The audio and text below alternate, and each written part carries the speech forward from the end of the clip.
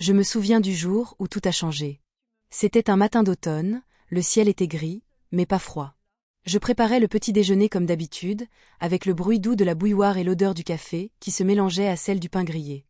Mon fils, Julien, avait alors 5 ans. Il riait, il courait partout, il posait 1000 questions. Sa voix remplissait la maison comme une chanson. Je me souviens encore de ses petites mains pleines de confiture, de ses yeux curieux qui cherchaient toujours à comprendre le monde.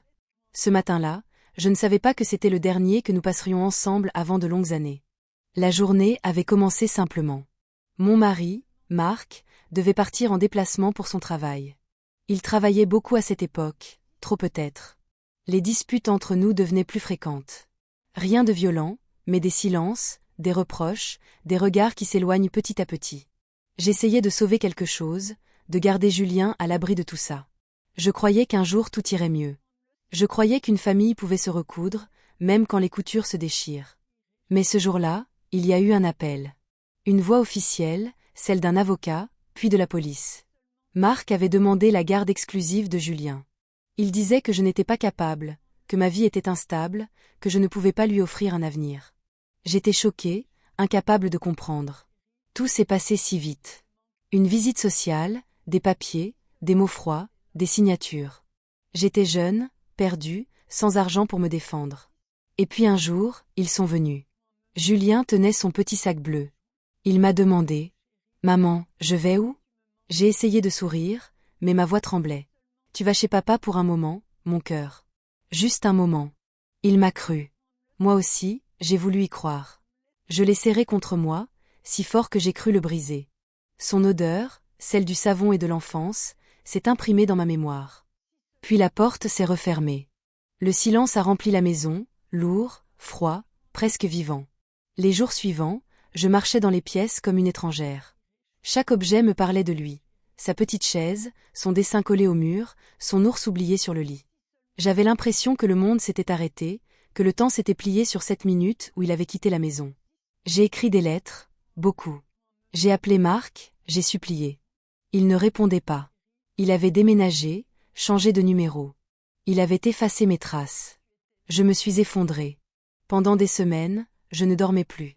J'attendais un miracle, un signe, un appel, une visite. Rien. Le monde continuait sans moi. Les voisins me regardaient avec pitié. Je voyais dans leurs yeux la même phrase muette. Elle a tout perdu.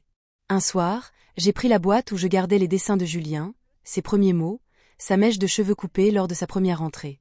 J'ai tout étalé sur la table et j'ai pleuré jusqu'à ne plus avoir de voix. Mais la vie, même brisée, finit toujours par bouger. J'ai trouvé un travail dans un petit café. J'y servais des cafés, des croissants, des sourires forcés. Les gens entraient, parlaient, riaient, repartaient. Moi, j'étais là, comme un fantôme derrière le comptoir. Les années ont passé. Au début, j'ai compté les jours, puis les mois. Après un certain temps, on ne compte plus. On serve it. Julien me manquait à chaque respiration. Mais je me suis promis de ne pas sombrer. Je voulais qu'un jour, s'il revenait, il trouve une mer debout, pas une ombre. Alors j'ai travaillé. J'ai appris à cuisiner, à parler avec les clients, à vivre seul. Je me suis offert un petit appartement près de la mer. J'aimais entendre le bruit des vagues.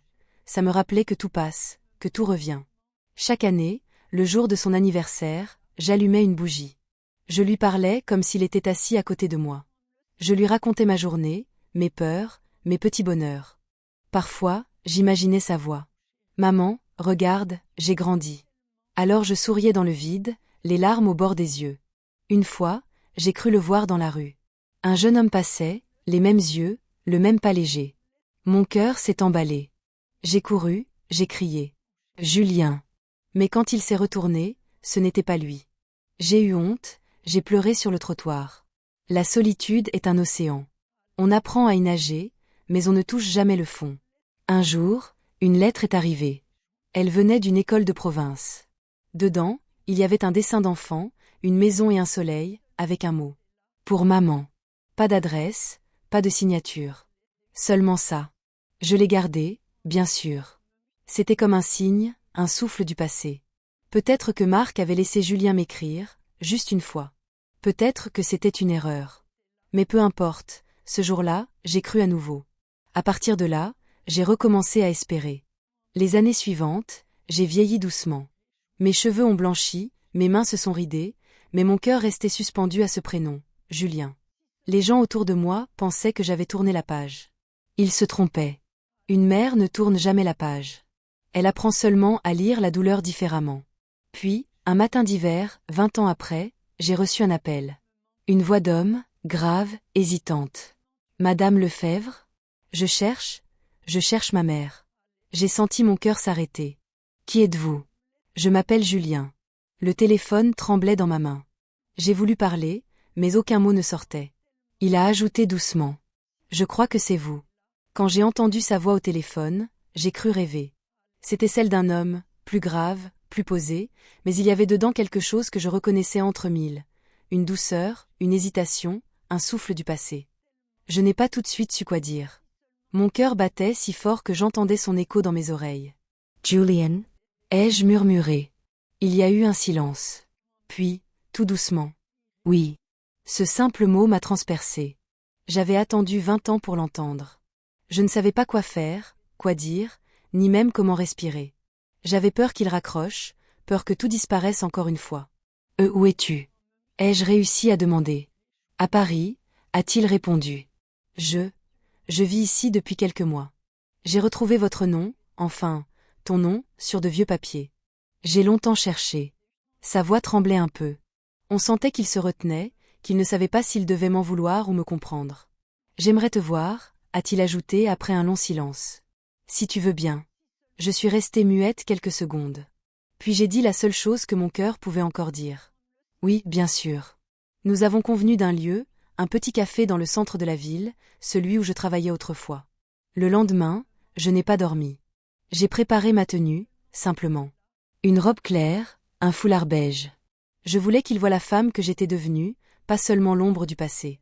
Je suis arrivée en avance, comme toujours. Le café n'avait pas changé. Les tables en bois, l'odeur du café brûlé, la lumière dorée qui entrait par la vitre. Je me suis assise près de la fenêtre. Mon cœur battait si fort que j'avais peur que tout le monde l'entende. Et puis la porte s'est ouverte. Un homme est entré. Grand, les épaules droites, les yeux d'un brun profond. Il m'a cherché du regard, puis nos yeux se sont croisés. Je l'ai reconnu tout de suite.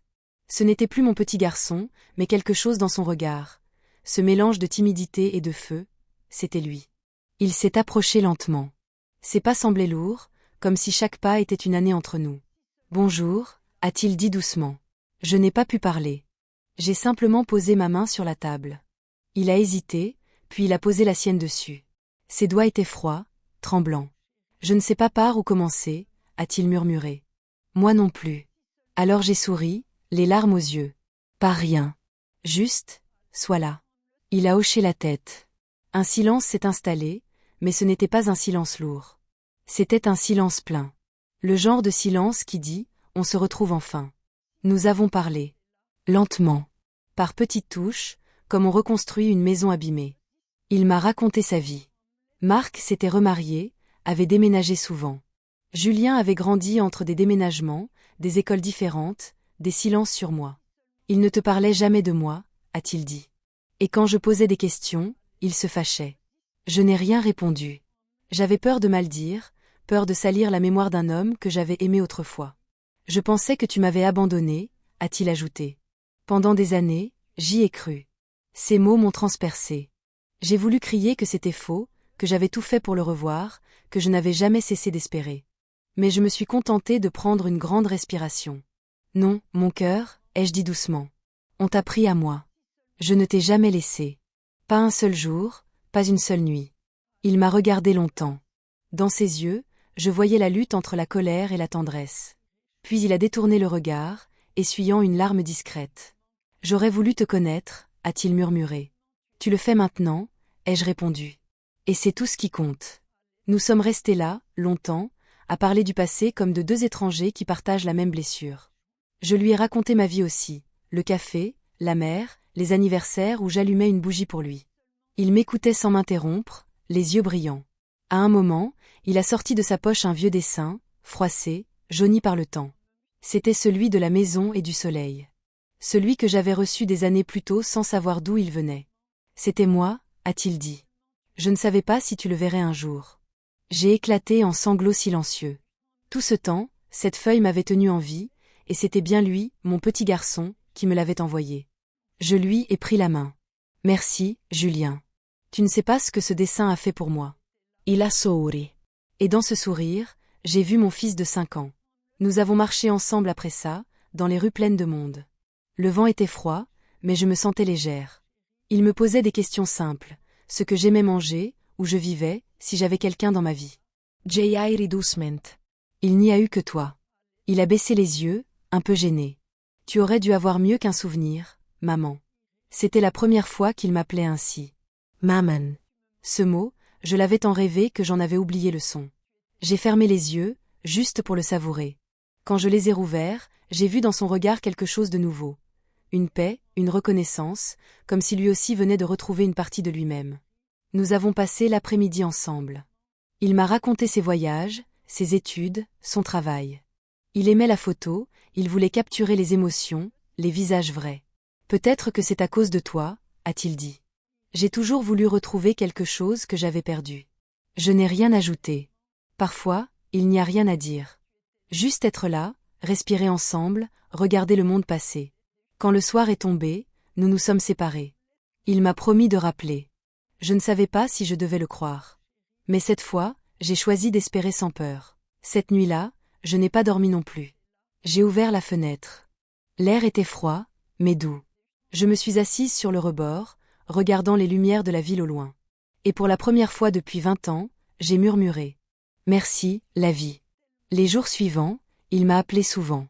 Des appels courts, parfois juste pour dire bonsoir, ou pour me demander une recette, ou pour me raconter une journée difficile. Je vivais pour ces moments. Petit à petit, il est entré dans ma vie comme s'il n'en était jamais sorti. Un dimanche, il est venu me voir chez moi, au bord de la mer. Je lui ai préparé son plat préféré d'autrefois, des crêpes au sucre et du chocolat chaud. Il a ri en voyant ça. Tu te souviens de tout? Une mère n'oublie jamais. Nous avons mangé, parlé, ri. J'avais l'impression que le temps s'effaçait. Après le repas, il est allé marcher sur la plage. Je le regardais de loin. Son ombre dans le sable ressemblait à celle du petit garçon que j'avais vu partir un matin. Et j'ai compris alors que le passé ne disparaît jamais vraiment. Il se transforme, il apprend à respirer autrement. Ce soir-là, avant de repartir, il m'a pris dans ses bras. Je ne veux plus qu'on se perde, m'a-t-il dit. On ne se perdra plus, ai-je promis. Ses bras autour de moi étaient forts, rassurants. Pendant un instant, j'ai senti le poids de toutes ces années s'envoler. Quand il est parti, j'ai refermé la porte doucement. J'ai regardé autour de moi, la bougie sur la table, la photo dans le cadre, la mer derrière la fenêtre. Tout semblait différent, comme si la maison avait retrouvé son souffle. Je me suis assise et j'ai murmuré pour moi-même. 20 ans d'attente, et il m'a appelée maman. Et dans ce mot, j'ai trouvé toute la paix du monde. Les semaines qui ont suivi notre première rencontre ont eu un goût étrange. Tout me semblait à la fois familier et nouveau. J'avais attendu ce moment pendant si longtemps, et pourtant, maintenant qu'il était revenu, j'avais peur. Peur qu'il reparte. Peur qu'il découvre mes failles. Peur qu'il réalise que je n'étais pas la mère parfaite qu'il avait imaginée. Chaque matin, je me réveillais avant le lever du soleil. Je préparais du café, je regardais la mer depuis ma fenêtre, et j'espérais recevoir un message de lui. Parfois, il m'écrivait « Bonjour maman, passe une belle journée ». Parfois, il ne disait rien. Et ces silences-là, même courts, me ramenaient 20 ans en arrière. Je me répétais alors « Ne sois pas pressé. Laisse le temps faire son travail ». Julien venait me voir souvent le week-end. Il aimait marcher au bord de l'eau, appareil photo autour du cou. Il disait que les vagues lui rappelaient les émotions humaines. Jamais les mêmes, jamais vraiment calmes, mais toujours là. Nous parlions beaucoup. De tout, de rien. De ses voyages, de mes souvenirs, des choses simples. Mais parfois, sans prévenir, le passé se glissait entre nous comme une ombre. Un soir, alors que nous dînions, il a posé sa fourchette et m'a regardé droit dans les yeux. « Pourquoi tu n'es jamais venu me chercher ?» Cette question, je savais qu'elle viendrait un jour. J'ai pris une grande inspiration. J'ai essayé, Julien. J'ai frappé à toutes les portes. Mais ton père avait tout prévu. Il m'a éloigné, il a changé de numéro, il a déménagé. À l'époque, je n'avais rien. Pas d'argent, pas de soutien. J'étais jeune, perdue. Il ne disait rien. Et puis, j'avais peur. Peur de te faire plus de mal encore. Je me disais que si tu étais heureux, alors c'était le plus important. Il a détourné le regard, les yeux humides. Je n'étais pas heureux, a-t-il murmuré. Ces mots m'ont brisé le cœur. J'ai voulu le prendre dans mes bras, mais je me suis retenue. Il avait besoin d'espace, pas de geste. Je te demande pardon, ai-je dit doucement, pour tout ce que tu as dû vivre. Il m'a regardé, longuement, puis il a hoché la tête. Ce n'est pas ta faute. Mais, il faut du temps. Ces mots simples étaient tout ce que j'espérais. Il faut du temps. Cela voulait dire qu'il voulait essayer. À partir de ce soir-là, nous avons recommencé à apprendre l'un de l'autre. Il me parlait de son travail de photographe, les mariages, les portraits, les rues qu'il aimait capturer. Je lui parlais de mes clients au café, des petites choses qui font la vie. Petit à petit, nous sommes devenus complices.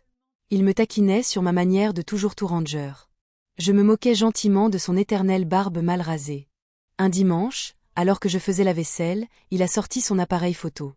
Ne bouge pas, m'a-t-il dit. Julien, je ne suis pas photogénique. Il a ri. Tu es ma mère, c'est tout ce qui compte. Le déclic de l'appareil a résonné dans la pièce comme un battement de cœur. C'était la première photo de nous deux depuis 20 ans. Il l'a ensuite imprimée et encadrée. Je l'ai posée sur la cheminée, à côté de la vieille photo de lui enfant. Deux époques qui se regardaient. Un soir d'hiver, il est venu dîner avec une jeune femme. Elle s'appelait Clara. Maman, je veux te la présenter, a-t-il dit timidement. Elle était douce, polie, avec un regard bienveillant. Nous avons tout de suite sympathisé. Elle m'a aidé à mettre la table, elle riait souvent. Je voyais dans ses yeux qu'elle aimait sincèrement mon fils. Après leur départ, je suis restée longtemps dans la cuisine vide. Je me suis surprise à sourire. Pour la première fois depuis longtemps, j'ai ressenti une vraie sérénité. Julien n'était plus ce petit garçon arraché à moi. Il était un homme, aimé, vivant, et surtout, libre. Mais malgré tout, une part de moi restait fragile. Je craignais encore qu'il s'éloigne. Qu'il m'oublie à nouveau, comme la première fois. Un jour, il m'a invité à Paris. Je veux te montrer mon studio photo, m'a-t-il dit. J'ai pris le train. En arrivant, il m'attendait sur le quai, un grand sourire aux lèvres. Il m'a prise dans ses bras, naturellement, comme si 20 ans n'avaient jamais existé. Son studio était petit, lumineux, plein de portraits en noir et blanc. Sur un mur, il y avait une photo que je n'avais jamais vue, un visage de femme, flou, tourné vers la mer. C'est toi, m'a-t-il dit. Moi? Pas vraiment toi, mais l'idée que j'avais de toi quand j'étais enfant. Une présence, une lumière. Je n'ai rien pu répondre. Les larmes coulaient toutes seules. Il m'a offert cette photo. Je l'ai ramenée chez moi, je l'ai accrochée près de mon lit. Chaque matin, je la regardais avant de me lever. Elle me rappelait que même dans l'absence, il m'avait gardé quelque part dans son cœur. Peu à peu, notre lien s'est renforcé. Nous nous téléphonions souvent. Parfois, il venait sans prévenir, juste pour passer un dimanche tranquille. Il me disait « Je viens prendre un peu d'air, et un peu de tes crêpes ». Ces jours-là, la maison revivait. Je préparais tout, comme avant. Les odeurs, les rires, la table dressée, tout me ramenait à la vie que j'avais rêvée. Mais la vie, même quand elle offre des cadeaux, garde toujours une part de fragilité. Un soir, Julien m'a appelé. Sa voix était différente, tendue. « Maman, je vais être absent quelque temps. Un voyage de travail, à l'étranger. » « D'accord, ai-je dit doucement. Sois prudent. » J'ai attendu, comme toujours. 1 semaine. Puis 2. Puis 1 mois. Pas d'appel. Pas de message. Je sentais l'angoisse revenir, la peur ancienne, celle qui serre la gorge sans prévenir. Mais un matin, j'ai reçu une carte postale. Une photo d'un port étranger, avec ces mots au dos. « Je pense à toi à chaque coucher de soleil. » J'ai ri et pleuré à la fois. C'était si peu, mais c'était tout ce dont j'avais besoin. Quand il est revenu, quelques mois plus tard, il avait l'air fatigué. Ses yeux semblaient plus lourds. « Ça va ?» lui ai-je demandé. « Oui, juste beaucoup de travail, » a-t-il répondu. Mais je savais que quelque chose le rongeait. Les jours suivants, il parlait peu. Il venait, s'asseyait près de la fenêtre, regardait la mer sans rien dire. J'ai appris à ne pas le forcer. Parfois, les silences guérissent mieux que les mots. Un soir, alors que nous étions assis côte à côte, il a murmuré. « Tu sais, maman, j'ai souvent eu peur d'être comme lui. » Je l'ai regardé, sans comprendre tout de suite. « Comme ton père ?» Il a hoché la tête. « Oui. De fuir quand les choses deviennent trop difficiles. » Je lui ai pris la main. « Tu n'es pas lui. tu as choisi de revenir. Et c'est ça, la différence. Il m'a souri, faiblement. Ce soir-là, j'ai compris qu'il portait encore des blessures profondes, invisibles. Et que ma présence, même discrète, pouvait peut-être l'aider à guérir. Les mois ont passé. Julien et Clara se sont fiancés. Ils sont venus m'annoncer la nouvelle un dimanche ensoleillé. Je les ai regardés, main dans la main, le visage rayonnant. « Tu sais, maman, » a dit Julien, « si je crois encore à la famille, c'est grâce à toi. » Ces mots m'ont bouleversée. J'ai eu l'impression que tout le chemin parcouru, toutes ces années de douleur, prenaient enfin un sens. Quelques semaines après les fiançailles de Julien et Clara, la maison s'est remplie de lumière et de rire.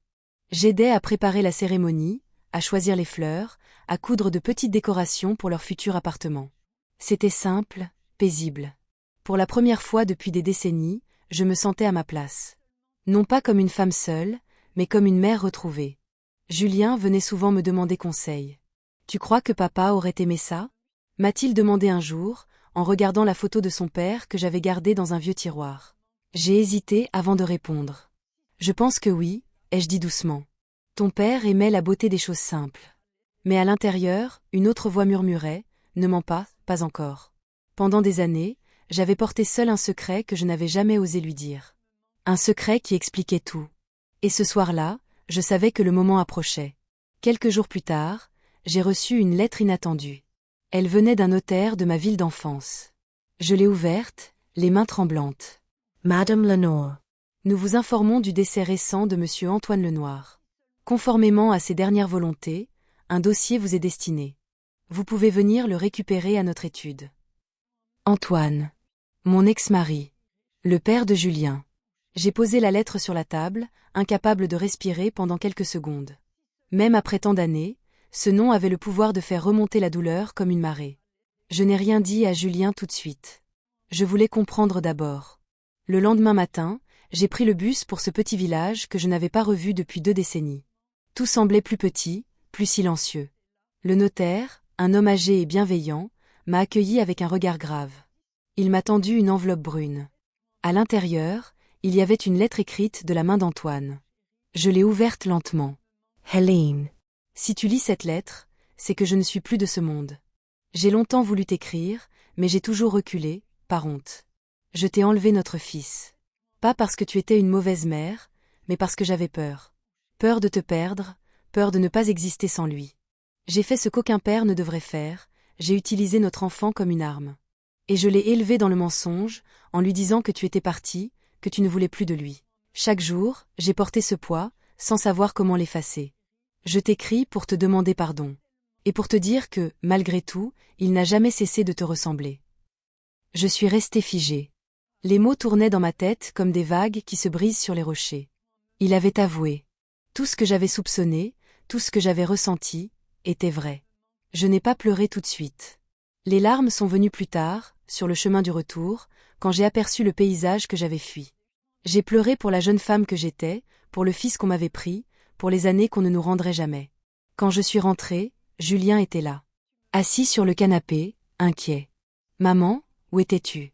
Je t'ai appelé plusieurs fois. » Je lui ai tendu la lettre sans un mot. Il l'a lue, lentement, sans lever les yeux. Quand il a eu fini, il a posé la feuille sur la table, et il est resté silencieux un long moment. « Je savais qu'il me cachait des choses, » a-t-il murmuré. Je me suis assise à côté de lui. « Tu n'es pas obligé de le haïr, » ai-je dit doucement. « Non, mais je ne peux pas faire semblant non plus. » Il a pris une grande respiration. « Tu sais, maman, pendant longtemps, j'ai cru que j'étais la raison de votre séparation. Que c'était moi le problème. Oh non, mon amour, jamais.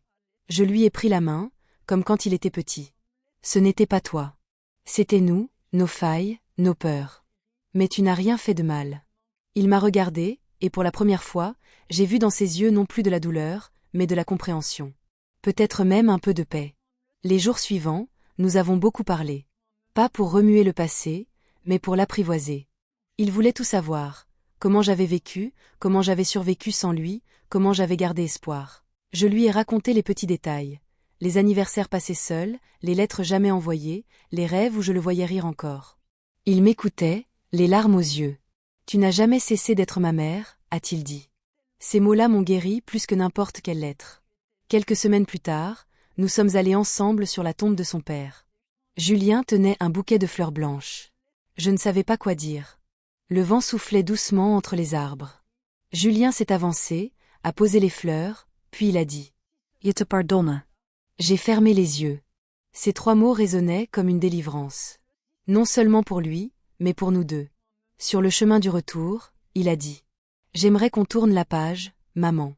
Pas pour oublier, mais pour vivre. » Je lui ai souri. « Oui, mon fils. Vivons, enfin. » Les mois ont passé. Le mariage approchait. Clara venait souvent à la maison, riant, chantant, remplissant chaque pièce de lumière. Je me suis souvent dit que si la vie m'avait tout pris un jour, elle savait aussi rendre, parfois, un peu de bonheur. Un soir, Julien m'a tendu une invitation imprimée. Mariage de Julien et Clara, 18 juin. En bas, une phrase manuscrite. Pour toi, maman, celle qui m'a appris à pardonner. Je n'ai pas pu retenir mes larmes. Le jour du mariage, le ciel était clair, le vent doux. J'étais assise au premier rang, mon cœur battant fort. Quand il m'a vue, habillée de son costume, si beau, si apaisé, j'ai senti tout mon corps trembler. Il s'est approché, a pris mes mains, et a murmuré. « Merci d'être resté. » Je lui ai répondu dans un souffle. « Merci d'être revenu. » Quand il a prononcé ses vœux, j'ai fermé les yeux. Je n'entendais plus les mots, seulement le son de sa voix. Cette voix d'homme que j'avais connue enfant. Et je me suis dit que, oui, la vie peut réparer. Lentement, maladroitement, mais sincèrement. Le soir, pendant la fête, il y a eu un moment suspendu. La musique s'est arrêtée. Julien a pris le micro, a regardé la salle, puis moi. « Je voudrais dire quelque chose », a-t-il commencé. « Si je suis là aujourd'hui, entouré d'amour, c'est grâce à une femme. Une femme qui n'a jamais cessé de croire, même quand tout semblait perdu. Une femme que j'ai redécouverte et qui m'a appris ce que signifie vraiment le mot famille. » Il s'est tourné vers moi, les yeux brillants. « Maman, je t'aime. » Les applaudissements ont éclaté, mais je n'ai rien entendu. Je n'ai vu que son visage. Celui du petit garçon qui, malgré tout, avait retrouvé son chemin vers moi. Plus tard, alors que la fête se terminait, il est venu me voir dehors. Le ciel était plein d'étoiles. Il m'a pris dans ses bras, sans un mot. Et là, dans ce silence plein de lumière, j'ai senti que tout était enfin accompli. Les blessures du passé, les années perdues, les regrets, tout cela s'effaçait doucement. Il m'a murmuré. « 20 ans, maman. 20 ans, et tu es toujours là. » J'ai répondu. « Oui, et je serai toujours là, jusqu'à mon dernier souffle. » Les années ont passé plus vite que je ne l'aurais cru. Le mariage de Julien et Clara reste dans ma mémoire comme une journée de lumière. Depuis ce jour, j'ai arrêté d'attendre le passé. J'ai appris à vivre, simplement, dans le présent. Julien venait souvent me rendre visite, parfois avec Clara, parfois seul. Il entrait toujours sans frapper, comme s'il n'était jamais parti. « Maman, tu as du café ?» Je souriais, comme si c'était la première fois qu'il posait la question. Il me racontait ses projets, ses voyages, les petits soucis de la vie. Je l'écoutais, le cœur tranquille. Chaque conversation était un cadeau. Un jour, il m'a annoncé qu'il allait devenir père. Je me souviens encore du moment exact. Le soleil passait à travers les rideaux, et j'avais les mains pleines de farine. « Maman, tu vas être grand-mère », a-t-il dit en riant. J'ai senti mes genoux trembler. Je me suis assise, incapable de parler. Puis les larmes ont coulé toutes seules. « Une petite fille », a ajouté Clara. « Une petite fille. Une nouvelle vie. Un nouveau commencement. » Je me suis mise à tricoter des couvertures, à chercher des prénoms, à imaginer ce bébé que je n'avais pas encore vu. « Julien Riait me voyant si hésité. »« Tu redeviens la maman d'avant », disait-il. Et c'était vrai. Quand la petite est née, j'étais à l'hôpital, dans le couloir, les mains jointes. Quand Julien est sorti de la salle d'accouchement, il m'a serrée dans ses bras. « Elle s'appelle Emma », m'a-t-il soufflé à l'oreille. Ce prénom m'a semblé être une promesse. Emma, comme un souffle doux, un mot qui répare. La première fois que je l'ai tenue dans mes bras, j'ai senti quelque chose se fermer en moi. Une boucle. La boucle de la maternité, de la perte et du retour. J'ai regardé ce petit visage endormi, et j'ai murmuré. « Bienvenue, ma petite lumière. » Depuis ce jour, ma maison a retrouvé les sons de l'enfance. Des pleurs, des rires, des petits pas. Je faisais des gâteaux, je chantonnais, je racontais des histoires. Et souvent, en la berçant, je repensais à Julien bébé. La même bouche, le même front, ce même air rêveur. Parfois, je me disais, la vie finit toujours par rendre ce qu'elle a pris. Les années ont filé. Emma a grandi. Julien et Clara ont continué à venir chaque dimanche, un rituel qui n'a jamais faibli. On déjeunait ensemble, on jouait aux cartes, on riait de tout et de rien. Je regardais mon fils, devenu père à son tour, et je voyais dans ses gestes une douceur nouvelle. Quand il prenait Emma dans ses bras, j'avais l'impression de voir un fil invisible relier les générations. Un soir, après le dîner, il a dit « Maman, je pense souvent à tout ce qu'on a traversé. » J'ai souri. Moi aussi. Tu crois qu'on aurait pu faire autrement ? Je l'ai regardé longuement. Peut-être. Mais ce qui compte, c'est que malgré tout, on s'est retrouvés. Il a hoché la tête, ému. Oui. Et je ne veux plus jamais te perdre. Ces mots ont réchauffé tout mon être. J'ai compris alors que l'amour, le vrai, ne disparaît jamais. Il s'endort, parfois, mais il se réveille toujours. Les saisons ont continué de tourner. J'ai commencé à vieillir, lentement. Mes mains tremblaient un peu plus, mes pas étaient moins sûrs. Mais mon cœur, lui, n'a jamais cessé d'être plein. Chaque matin, je me levais tôt, j'ouvrais les volets, je regardais le ciel. Je me disais, merci. Merci pour ce que j'ai retrouvé. Un jour, Julien est venu seul.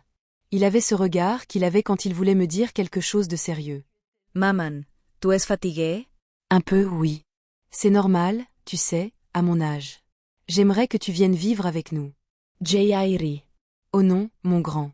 J'ai ma maison, mon jardin, mes souvenirs. Mais on pourrait t'aider, être plus près de toi.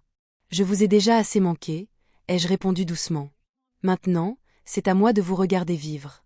Il n'a pas insisté, mais je voyais bien qu'il s'inquiétait.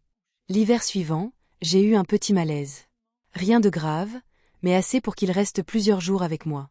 Nous passions nos soirées à parler devant le feu. Emma venait parfois s'asseoir sur mes genoux avec ses dessins. « Regarde, mamie, c'est toi. » Elle me montrait des formes colorées et maladroites, mais pleines d'amour. Je la serrais contre moi. C'est le plus beau dessin du monde. Julien me regardait en silence. Un soir, il a murmuré. « Tu as refait ma vie, maman. » J'ai souri doucement. « Non, Julien. C'est toi qui as refait la mienne. » Les années suivantes ont été calmes, pleines de petits bonheurs simples. Des anniversaires, des repas partagés, des promenades au bord de la mer. Je voyais mon fils devenir un homme serein, solide, attentif. Et je savais, au fond de moi, que je pouvais partir en paix, le moment venu. Je ne disais rien, mais j'ai commencé à écrire. Une lettre. Pas pour dire adieu, mais pour dire merci. Astérisque mon cher Julien. Si un jour tu lis ces mots, c'est que je suis partie rejoindre le silence. Ne sois pas triste. La vie m'a beaucoup prise, mais elle m'a aussi beaucoup rendue. Elle m'a rendue à toi. Je veux que tu saches que je n'ai jamais cessé de t'aimer. Même quand tout semblait perdu, même quand je n'avais plus de force. Cet amour-là m'a tenu debout. Je t'ai vu grandir, lutter, pardonner. Et aujourd'hui, je pars le cœur léger, parce que je sais que tu es en paix. Aime ta fille comme je t'ai aimé, sans condition. Laisse le passé reposer, et regarde l'avenir avec douceur. Et quand tu penseras à moi, ne pleure pas. Regarde la mer, et tu comprendras, je suis dans le vent, dans la lumière, dans le souvenir. Avec tout mon amour. Maman, astérisque. Je l'ai rangé dans une enveloppe, dans le tiroir de la table de chevet. Je n'avais pas peur. La vie m'avait appris que certaines fins sont simplement des commencements déguisés. Un matin, je me suis réveillée avec un grand calme en moi. Le soleil traversait la fenêtre, et la mer brillait au loin. J'ai pris la photo de Julien enfant, puis celle de lui adulte, posées côte à côte. Je les ai regardées longuement, puis j'ai fermé les yeux. Je n'ai pas cherché à retenir le temps. Je l'ai simplement laissé s'écouler, en paix. Quelques jours plus tard, Julien est venu comme chaque dimanche. Il a frappé à la porte, puis il est entré. La maison sentait encore le café, mais le silence était différent. Il a appelé, doucement. « Maman ?» Quand il m'a trouvée, assise dans mon fauteuil, un léger sourire aux lèvres, il a compris. Il s'est agenouillé, m'a pris la main, et a pleuré. Clara est arrivée peu après, les yeux rouges. Ils ont lu la lettre ensemble, dans un silence de gratitude et de chagrin mêlé.